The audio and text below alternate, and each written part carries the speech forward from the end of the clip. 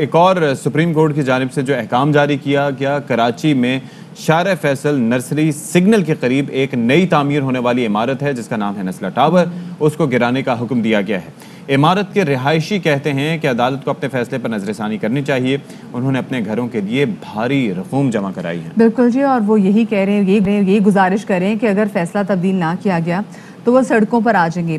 یہ جو نسلہ tower project ہے، اس کے اونر کے مطابق انہوں نے جو تمام تر قانونی تقاضے ہیں وہ بھی پورے کیے تھے، اور اس ٹائم بھی ان کو ایسا کچھ معلوم نہیں ہوا تھا کہ جی یہاں پہ معاملات کو شیڈی ہیں۔ تمام تر ہر چیزیں، جیسے آپ بھی بات کر رہے تھے کہ چیزیں لیگلائز کی گئی تھیں، اور ساتھ میں انہوں نے یہ بھی کہا ہے کہ وہ اس فیصلے کے خلاف نظر ثانی اپیل بھی دائر کریں گے، اور ان کے پاس ٹاور سے متعلق تمام تر دستاویزات جو ہیں وہ موجود ہیں۔ اور کے ایم سی نے اس کی منظوری دی تھی، یہ کہنا ہے وزیر اعظم سندھ مراد علی شاہ کا۔ وہ یہ کہتے ہیں کہ کے ایم سی کی منظوری تھی، سندھ حکومت نے اس کی منظوری نہیں دی، یعنی کہ انہوں نے ذمہ دار قرار دیا ہے کراچی میٹروپولیٹن کارپوریشن کو۔ اور سپریم کورٹ کراچی رجسٹری میں چیف جسٹس گلزار احمد نے نسلہ ٹاور کو غیر قانونی قرار دیتے ہوئے اس کو مسمار کرنے کا، گرانے کا حکم دیا تھا۔ اور ایک چیز بڑی امپورٹنٹ ہے کہ جناب اگر جو مالک ہیں اس عمارت کے، وہ یہ کہہ رہے ہیں کہ تمام قانونی تقاضے پورے کیے، تو اگر قانونی تقاضے پورے ہوتے تو ایسا نہ ہوتا۔ محسن شیخانی صاحب ہمارے ساتھ موجود ہیں، یہ سابق مین ہیں آباد کے، ان سے بات کرتے ہیں۔ السلام علیکم محسن صاحب۔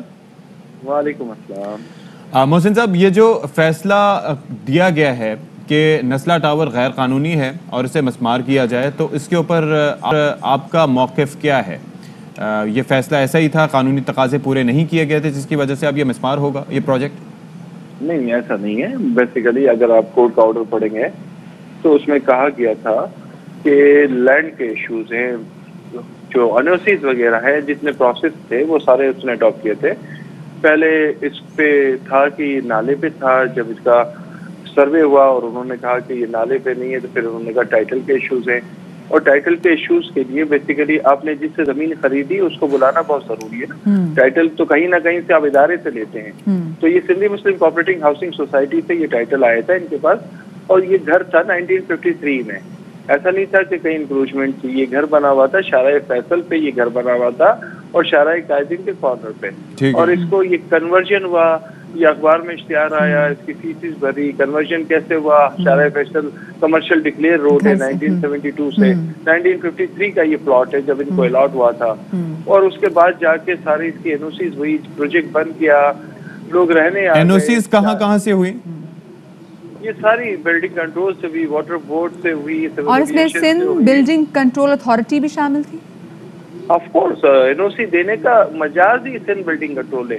جو قانون ہے نا، کتاب بنی ہوئی ہے جس کے تحت ایک بک کو فالو کیا جاتا ہے کہ آپ نے اگر بلڈنگ بنانی ہے تو کیا کیا آپ کو نقشے پاس کرانے ہیں، اس کے ٹاؤن پلاننگ کرانی ہے، اس کے ماسٹر پلان سے اپروو کرانا ہے، اس کے بعد اس کے این او سی فور سیل آئے گی، واٹر این او سی، الیکٹرک این او سی، گیس این او سی، سول ایویشن کی این او سی، انوائرمنٹل، تو یہ سب ایک پروسیس ہے، یہ ہوتا ہے 2 سال 1.5 سال لگ جاتا ہے، اس کے بعد یہ اپروول ہوا۔ شیخانی صاحب، what do you see now? آپ کو اب کیا لگ رہا ہے؟ کیونکہ اب جو بیچارے یہاں کے مکین ہیں جنہوں نے اپنی جمع پونجی لگا دی ہے ان اپارٹمنٹس کو خریدنے میں، وہ کہہ رہے ہیں جی ہم عدالت دوبارہ سے جائیں گے اور کہیں گے عدالت سے اپیل کریں گے کہ وہ نظر ثانی کریں۔ آپ کو لگتا ہے کہ کوئی ایسی گنجائش موجود ہے کہ یہ ریگولائز ہو سکے یہ عمارت؟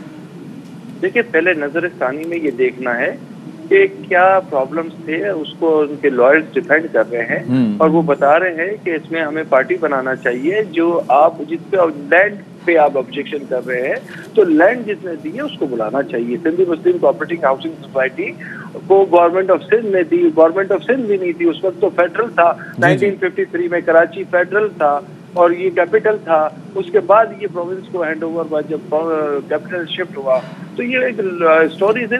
تو محسن صاحب یہ ذرا سمجھائیے گا کہ آخر آپ نے جس طرح سے یہاں پر بیٹھ کے ٹیلی ویژن پہ ذرا ایکسپلین کیا، تو جج صاحبان سپریم کورٹ کے بڑا موقع دیتے ہیں، سنتے ہیں، شواہد پر بات ہوتی ہے، ایک ایک ثبوت کو دیکھ کر پرکھ کر پھر فیصلہ کوئی دیا جاتا ہے، تو وہاں پر جو وکلا تھے وہ یہ چیز اسٹیبلش کیوں نہیں کر سکے؟ کیا وجہ رہی؟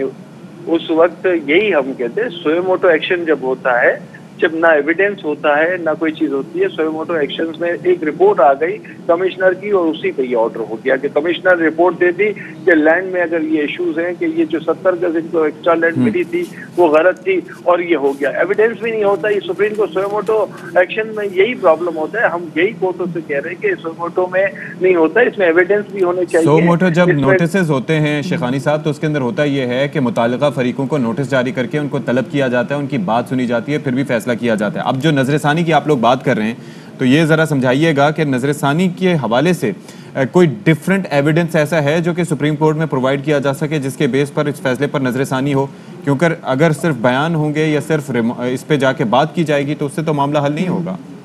एविडेंस शो करना इसमें हम कोर्ट से इल्तिजा करेंगे कि इसमें सिंधी मुस्लिम को सोसाइटी को आप पार्टी बनाए जिन्होंने जमीन दी है, इसलिए कि जमीन तो हमने किसी इदारे से ली है ना, खुद तो नहीं जाके बैठ गए। आपका घर होगा आप लीज करवाएंगे ना, कहीं आपका घर होगा तो आप जाके रजिस्टर्ड कराएंगे। तो हमने एविडेंस में अभी सिंधी मुस्लिम कोऑपरेटिव हाउसिंग सोसाइटी बिल्कुल ये भी करना होगा क्योंकि जमीन बेच के चले चाहे वो मुल्क से बाहर, अब उनको भी वापस आना पड़ेगा। ये बता दीजिए क्विकली कि लोगों का इतना नुकसान होगा, क्या उसका इजाला किसी तरीके से किया जा सकेगा?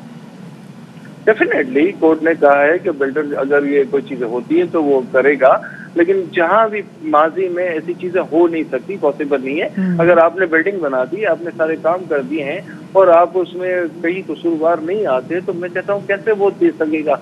लेकिन अगर ये चीजें तो अभी नेक्स्ट स्टेप में रिव्यू में जानी है और रिव्यू में डेफिनेटली लॉयर्स इन सब चीजों को प्रोटेक्ट करेंगे। और अगर इसी तरह हो गया तो हर बिल्डिंग का यही प्रॉब्लम हो जाएगा। शहर कराची में जो आबाद के मेंबर थे वो लीगल बिल्डिंग और अप्रूवल के साथ बनाते, इलीगल बिल्डिंग नहीं होती। हम लोग अवॉइड करते, हम लोग कोशिश करते कि हम उन लोगों को कभी भी सपोर्ट ना करें कहीं भी इलीगलिटी जाओ। सही, बहुत शुक्रिया जी। शखानी साहब हमारे साथ तो मौजूद थे।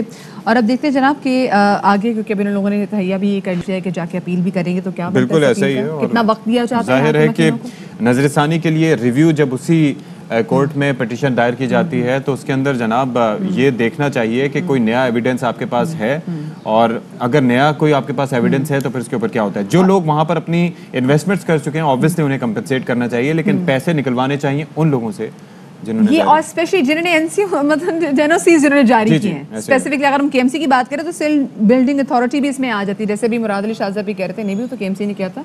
तो खैर जी, अहम तरीन खबरें अब एक क्लिक की दूरी पर। आपके पसंदीदा टॉक शोज हों या अहम मुल्की या गैर मुल्की शख्सियात की न्यूज कॉन्फ्रेंसेस, हर लम्हा बाखबर रहने के लिए सब्सक्राइब करें हमारा YouTube चैनल। मौसम की सूरत हाल हो या खेल के मैदान से खबरें, अपने मोबाइल फोन से मुल्की और बैनुल-अक़वामी अहम खबरों तक रसाई के लिए डाउनलोड कीजिए मोबाइल ऐप। बावसूख ज़राए से मुसद्दिका खबरों, तज्ज़ियों और तबसरों से मुस्तफीद होने के लिए विजिट कीजिए पाकिस्तान की सबसे बड़ी न्यूज वेबसाइट www.arYnews.tv। इन सब के अलावा पाकिस्तान का सबसे बड़ा फेसबुक पेज हो, सबसे बड़ा न्यूज इंस्टाग्राम अकाउंट या फिर ट्विटर, ARY न्यूज पहुंचा रहा है खबरें सबसे पहले आप तक, ताकि आप रहें हर लम्हा बाखबर।